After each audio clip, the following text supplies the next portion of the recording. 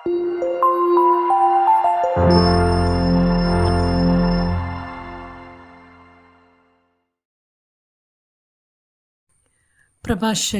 അധ്യായം 29. കടവും ദാനവും. കരുണയുള്ളവന് അയൽക്കാരന് കടം കൊടുക്കും, അവനെ തുണയ്ക്കുന്നവൻ കൽപ്പനകൾ അനുസരിക്കുന്നു. അയൽക്കാരൻ ആവശ്യം വരുമ്പോൾ കടം കൊടുക്കുക, നീ കടം വാങ്ങിയാൽ സമയത്തിന് തിരിച്ചു കൊടുക്കണം. വാക്കുപാലിച്ച് അയൽക്കാരനോട് വിശ്വസ്തത കാണിക്കുക, നിന്റെ ആവശ്യങ്ങൾ തക്ക സമയത്ത് നിറവേറും. വീണ് കിട്ടിയ നിധി പോലെ കടത്തെ കരുതുന്ന വളരെ പേരുണ്ട്. അവർ തങ്ങളെ സഹായിക്കുന്നവർക്ക് ഉപദ്രവം വരുത്തും. കടം കിട്ടുന്നതുവരെ അയൽക്കാരൻ്റെ കൈ ചുംബിക്കുകയും അവൻ്റെ ധനത്തെപ്പറ്റി പൂഴ്ത്തി പറയുകയും ചെയ്യുന്നവരുണ്ട്. കടം വീട്ടാറാകുമ്പോൾ താമസിപ്പിക്കുകയും നിരർത്ഥകമായ വാഗ്ദാനം നൽകുകയും സമയം പോരെന്ന് പരാതി പറയുകയും ചെയ്യുന്നു. നിർബന്ധം ചെലുത്തിയാലും കടം കൊടുത്തവനെ കഷ്ടിച്ച് പകുതിയെ തിരിച്ചു കിട്ടുകയുള്ളൂ. അവനത് ഭാഗ്യമായി കരുതും. നിർബന്ധിച്ചില്ലെങ്കിൽ കടം വാങ്ങിയവൻ പണം അപഹരിച്ചതു തന്നെ. ആവശ്യമില്ലാതെ അവനെ ശത്രുവാക്കുകയാണ്. നിന്നെയും ശാപവർഷവും കൊണ്ടായിരിക്കും അവൻ കടം വീട്ടുക. മാനത്തിനു പകരം അപമാനം ലഭിക്കുന്നു. ഇത്തരം ദുഷ്ടത നിമിത്തം കടം കൊടുക്കാൻ പലരും മടിച്ചിട്ടുണ്ട്.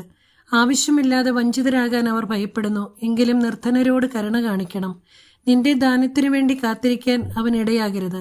കൽപ്പനകളെ പ്രതി ദരിദ്രനെ സഹായിക്കുക, ആവശ്യക്കാരനായ അവനെ വെറും കൈയോടെ അയക്കരുത്. സഹോദരനോ സ്നേഹിതനോ വേണ്ടി ധനം നഷ്ടപ്പെടുത്താൻ മടിക്കരുത്. കല്ലിനടിയിലിരുന്നത് തുരുമ്പിച്ചു നഷ്ടപ്പെടാതിരിക്കട്ടെ. അത്യുന്നതന്റെ കൽപ്പനകൾ അനുസരിച്ച് വേണം ധനം നേടാൻ. അത് സ്വർണത്തേക്കാൾ ലാഭകരമാണ്.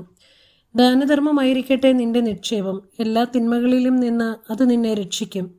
ശത്രുവിനെതിരെ യുദ്ധം ചെയ്യാൻ ബലമേറിയ പരിചയേക്കാളും കനത്ത കുന്തത്തേക്കാളും അത് ഉപകരിക്കും. നല്ല മനുഷ്യൻ അയൽക്കാരനു വേണ്ടി ജാമ്യം നിൽക്കും. നാണം കെട്ടവനെ അവനെ വഞ്ചിക്കൂ. ജാമ്യക്കാരൻ്റെ കാരുണ്യം വിസ്മരിക്കരുത്. അവൻ തൻ്റെ ജീവനാണ് നിനക്ക് നൽകുന്നത്. ദുഷ്ടൻ ജാമ്യക്കാരൻ്റെ ഐശ്വര്യം നശിപ്പിക്കുന്നു. നന്ദിഹീനൻ തന്നെ രക്ഷിച്ചവനെ കൈവെടിയുന്നു. ജാമ്യം പലരുടെയും ഐശ്വര്യം നശിപ്പിച്ചിട്ടുണ്ട്. അതവരെ കടലിലെ തിരമാല പോലെ ഉലച്ചു. പ്രബലന്മാരെ നാടുകടത്തി വിദേശങ്ങളിൽ അലയാൻ ഇടയാക്കി. ലാഭേച്ഛ മൂലം ജാമ്യം നിൽക്കുന്ന ദുഷ്ടൻ വ്യവഹാരത്തിൽ കൊടുങ്ങും. കഴിവിനൊത്ത അയൽക്കാരനെ സഹായിക്കുക, വീഴാതിരിക്കാൻ സൂക്ഷിക്കുകയും ചെയ്യുക. ജലം, ആഹാരം, വസ്ത്രം, സ്വൈര്യമായി പാർക്കാൻ ഒരിടം എന്നിവയാണ് ജീവിതത്തിൻ്റെ പ്രാഥമിക ആവശ്യങ്ങൾ. സ്വന്തം കുടിലിൽ ദരിദ്രനായി കഴിയുന്നതാണ് അന്യൻ്റെ ഭവനത്തിൽ സമൃദ്ധമായ ഭക്ഷണം ആസ്വദിക്കുന്നതിനേക്കാൾ നല്ലത്. ഉള്ളതുകൊണ്ട് തൃപ്തിപ്പെടുക. ദാക്ഷിണ്യം അനുഭവിക്കുന്നവനെന്ന ദുഷ്കീർത്തി വരരുത്. വീട് തണ്ടിയുള്ള ജീവിതം ശോചനീയമാണ്. വായ്പത്തി നിൽക്കേണ്ടി വരും.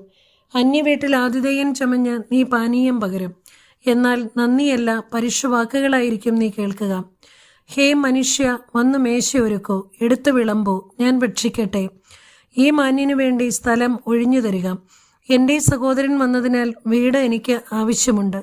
പാർപ്പിടത്തെ സംബന്ധിക്കുന്ന ശകാര്യവും ഉത്തമർണന്റെ പരിഹാസവും വികാരവാനെ വ്രണപ്പെടുത്തുന്നു. അധ്യായം 30. കുട്ടികളുടെ ശിക്ഷണം. പുത്രനെ സ്നേഹിക്കുന്നവൻ അവനെ പലപ്പോഴും അടിക്കുന്നു. വളർന്നു വരുമ്പോൾ അവൻ പിതാവിനെ സന്തോഷിപ്പിക്കും. മകനെ ശിക്ഷണത്തിൽ വളർത്തുന്നവന് അവൻ മൂലം നന്മയുണ്ടാകും. സ്നേഹിതരുടെ മുൻപിൽ അവനെക്കുറിച്ച് അഭിമാനിക്കുകയും ചെയ്യും. മകനെ പഠിപ്പിക്കുന്നവൻ ശത്രുക്കളെ അസൂയാലുക്കളാക്കുന്നു. സ്നേഹിതരുടെ മുമ്പിൽ അവൻ അഭിമാനിക്കാം. ആ പിതാവ് മരിച്ചാലും മരിക്കുന്നില്ല. തന്നെപ്പോലെ ഒരുവനെ അവൻ അവശേഷിപ്പിച്ചിട്ടുണ്ട്.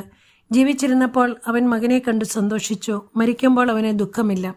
ശത്രുക്കളോട് പകരം വീട്ടാനും സ്നേഹിതന്മാർക്ക് പ്രത്യുപകാരം ചെയ്യാനും അവൻ ഒരുവനെ അവശേഷിപ്പിച്ചിട്ടുണ്ട്.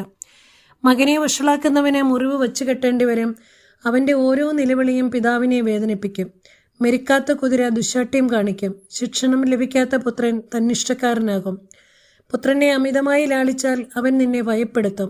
അവനോടുകൂടെ കളിക്കുക, അവൻ നിന്നെ ദുഃഖിപ്പിക്കും. അവനോടുകൂടെ ഉല്ലസിക്കരുത്, ഒടുക്കം നീ ദുഃഖിച്ചു പല്ല് ഞെരിക്കും. അവന് യൗവനത്തിൽ അധികാരം നൽകുകയോ അവൻ്റെ തെറ്റുകൾ അവഗണിക്കുകയോ അരുത്. ചെറുപ്പത്തിലെ തന്നെ അവനെ വിനയം അഭ്യസിപ്പിക്കുകയും ശിക്ഷിക്കുകയും ചെയ്യുക.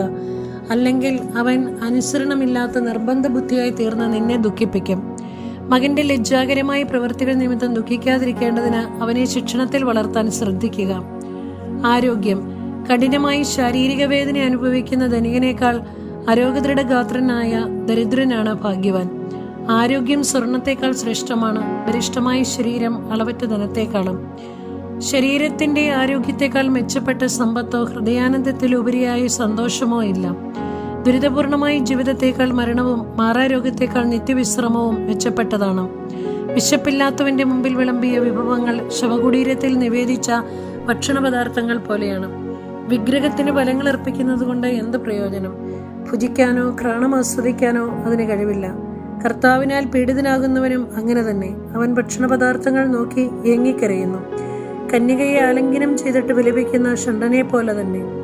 നീ അമിതമായി ദുഃഖിക്കുകയോ നിന്നെ തന്നെ മനഃപൂർവ്വം പീഡിപ്പിക്കുകയോ അരുത്.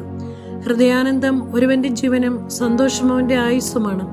ദുഃഖമകറ്റി ആത്മാവിനെ സന്തോഷിപ്പിക്കുകയും ഹൃദയത്തെ ആശ്വസിപ്പിക്കുകയും ചെയ്യുക. ദുഃഖം അനേകരെ നശിപ്പിച്ചിട്ടുണ്ട്, അത് നിഷ്പ്രയോജനമാണ്. അസൂയയും കോപവും ജീവിതത്തെ വെട്ടിച്ചുരുക്കുന്നു. ഉത്കണ്ഠ അകാല വാർദ്ധക്യം വരുത്തുന്നു.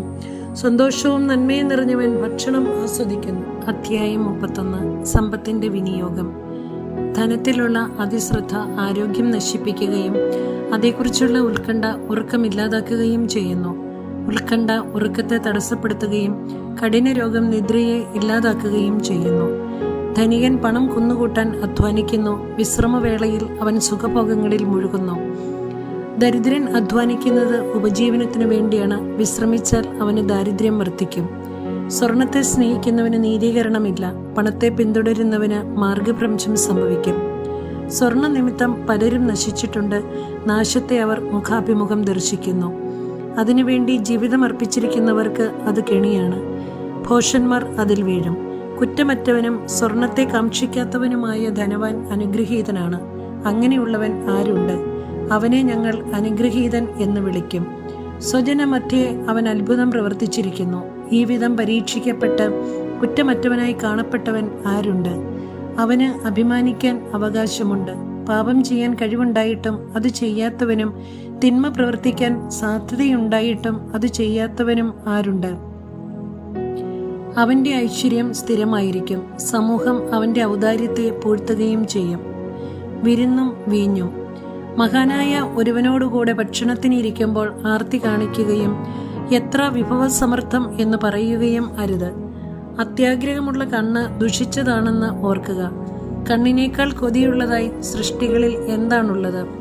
അത് നിമിത്തം ഓരോ മുഖവും കണ്ണീർ വാർക്കുന്നു. കാണുന്നതിനൊക്കെ കൈനീട്ടരുത്. ഭക്ഷണമേശയിൽ അയൽക്കാരനെ ഉന്തി മാറ്റരുത്. അയൽക്കാരന്റെ വികാരത്തെ വിധിക്കുന്നതിന് മുമ്പ് സ്വന്തം വികാരത്തെ കണക്കിലെടുക്കണം. ഓരോ സംഗതിയും ആലോചിച്ച് ചെയ്യുക. നിനക്ക് വിളമ്പുന്നത് മനുഷ്യോചിതമായി ഭക്ഷിക്കുക. ആർത്തിയോടെ ചവച്ചാൽ അവജ്ഞാപാത്രമാകും. ആദ്യം ഭക്ഷിച്ചു നിർത്തുന്നതാണ് മര്യാദ. മതിവരായിക കാണിക്കുന്നത് നിന്ദയ്ക്ക് കാരണമാകും. അനേകം പേരോടുകൂടെ ഭക്ഷണത്തിന് ഇരിക്കുമ്പോൾ മറ്റുള്ളവർക്ക് മുമ്പേ നീ ഭക്ഷിച്ചു തുടങ്ങരുത്. സംസ്കാരസമ്പന്നൻ അമിതമായി ഭക്ഷിക്കുന്നില്ല. അവന് ഉറക്കം അനായാസമാണ്. മിതമായി ഭക്ഷിക്കുന്നവൻ നന്നായി ഉറങ്ങുന്നു. അവൻ ഉന്മേഷവാനായി രാവിലെ ഉണരുന്നു. അമിത ഭക്ഷണം നിദ്രാരാഹിത്യവും ദഹനക്ഷയവും ഉദരവേദനയും ഉളവാക്കുന്നു. അമിതമായി ഭക്ഷിച്ചാൽ ഛർദ്ദിച്ചു കളയുക, ആശ്വാസം ലഭിക്കും. മകനെ, എൻ്റെ വാക്ക് കേൾക്കുക, അത് അവഗണിക്കരുത്. അവസാനം നീ അതിൻ്റെ വിലയറിയും. ഏത് ജോലിയും ഉത്സാഹപൂർവം ചെയ്യുക, നിന്നെ രോഗം ബാധിക്കുകയില്ല. ഭക്ഷണം നിർലോഭം നൽകുന്നവനെ എല്ലാവരും പുകഴ്ത്തും. അവന്റെ ഔദാര്യത്തെക്കുറിച്ചുള്ള അവരുടെ പ്രശംസ വിശ്വസനീയവുമാണ്. ഭക്ഷണം നൽകുന്നതിൽ പിശുക്ക് കാണിക്കുന്നവനെ ആളുകൾ പഴിക്കും. അവന്റെ അല്പത്വത്തെക്കുറിച്ചുള്ള അവരുടെ പരാതി സത്യമാണ്. വീഞ്ഞ് കുടിച്ച് ധീരത പ്രകടിപ്പിക്കാൻ ശ്രമിക്കേണ്ട. വീഞ്ഞ് അനേകരെ നശിപ്പിച്ചിട്ടുണ്ട്. ഉരുക്കിന്റെ പദം ചൂളയിൽ തെളിയുന്നു. അഹങ്കാരികളുടെ കലഹത്തിൽ വീഞ്ഞ് ഹൃദയങ്ങളെ ശോധന ചെയ്യുന്നു. മിതമായി കുടിച്ചാൽ വീഞ്ഞ് മനുഷ്യന് ജീവൻ പോലെയാണ്. വീഞ്ഞു കുടിക്കാത്തവന് എന്തു ജീവിതം? അത് മനുഷ്യന്റെ സന്തോഷത്തിന് സൃഷ്ടിച്ചിട്ടുള്ളതാണ്. ഉചിതമായ സമയത്ത് മിതമായി കുടിച്ചാൽ വീഞ്ഞ് ഹൃദയത്തിന് സന്തോഷവും ആത്മാവിന് ആനന്ദവുമാണ്. അമിതമായാൽ വീഞ്ഞ് ഇടർച്ചയും പ്രലോഭനവും ഉണ്ടാക്കുന്ന തിക്താനുഭവമാണ്. ഉന്മത്തത വിട്ടിയെ കോപിപ്പിച്ച് നാശത്തിലെത്തിക്കുന്നു. അത് അവന്റെ ശക്തി കെടുത്തി മുറിവ് വർദ്ധിപ്പിക്കുന്നു. വീഞ്ഞു സൽക്കാരവേളയിൽ അയൽക്കാരനെ ശാസിക്കരുത്. ആഹ്ലാദ പ്രകടനങ്ങളിൽ അവനെ നിന്ദിക്കുകയും അരുത്. അവനെ ശകാരിക്കുകയോ നിർബന്ധിക്കുകയോ അരുത്. അധ്യായം 32. വിരുന്നിൽ നീ മുഖ്യാതിഥിയാണെങ്കിൽ കേമത്വം നടിക്കാതെ അവരിൽ ഒരുവനെ പോലെ പെരുമാറുക. അവരുടെ കാര്യങ്ങൾ അന്വേഷിച്ചിട്ടേ നീ ഇരിക്കാവൂ. കർത്തവ്യം നിർവഹിച്ചതിന് ശേഷം സ്വസ്ഥാനത്തിരുന്ന് അവരോടൊത്ത് ആഹ്ലാദിക്കുക. നിന്റെ സമർത്ഥമായ നേതൃത്വത്തിന് അവർ നിന്നെ അഭിനന്ദിക്കും. നിങ്ങളിൽ പ്രായം കൂടിയവർ സംസാരിക്കട്ടെ, അതാണ് യുക്തം. ശരിയായ അറിവോടുകൂടി സംസാരിക്കുക, എന്നാൽ സംഗീതത്തിന് തടസ്സമാകരുത്. വിനോദ പരിപാടികൾക്കിടയിൽ സംസാരിച്ചുകൊണ്ടിരിക്കരുത്. അനവസരത്തിൽ സാമർത്ഥ്യം പ്രകടിപ്പിക്കരുത്. വീഞ്ഞു സൽക്കാരത്തിലെ സംഗീതം സ്വർണത്തിൽ പതിച്ച മാണിക്യം പോലെയാണ്. വീഞ്ഞു സൽക്കാര വേളയിലെ ശ്രുതിമധുരമായ സംഗീതം സ്വർണ്ണാഭരണത്തിലെ മരതകമുദ്രയാണ്. യുവാവി, ആവശ്യം വന്നാലേ സംസാരിക്കാവൂ, അതും ഒന്നിലേറെ തവണ നിർബന്ധിച്ചാൽ മാത്രം. ഒതുക്കി പറയുക, കുറഞ്ഞ വാക്കുകളിൽ വളരെ കാര്യങ്ങൾ ഉൾക്കൊള്ളിക്കുക. അറിവുള്ളവനും എന്നാൽ മിതഭാഷിയും ആയിരിക്കുക. മഹാന്മാരോട് ഇടപെടുമ്പോൾ തുല്യത ഭാവിക്കരുത്. മറ്റുള്ളവർ സംസാരിക്കുമ്പോൾ പുലമ്പിക്കൊണ്ടിരിക്കുകയും അരുത്. ഇടിക്ക് മുമ്പേ മിന്നൽ കാണുന്നതുപോലെ വിനയശീലന്റെ മുമ്പിൽ കീർത്തി പരക്കുന്നു. തക്ക സമയത്ത് പോവുക, അവസാനത്തവൻ ആകരുത്. വേഗം വീട്ടിൽ പോവുക, തങ്ങി നിൽക്കരുത്. അവിടെ ചെന്ന് ഇഷ്ടാനുസരണം സന്തോഷിക്കുക, എന്നാൽ അഹങ്കാരപൂർവ്വം സംസാരിച്ച് പാപം ചെയ്യരുത്.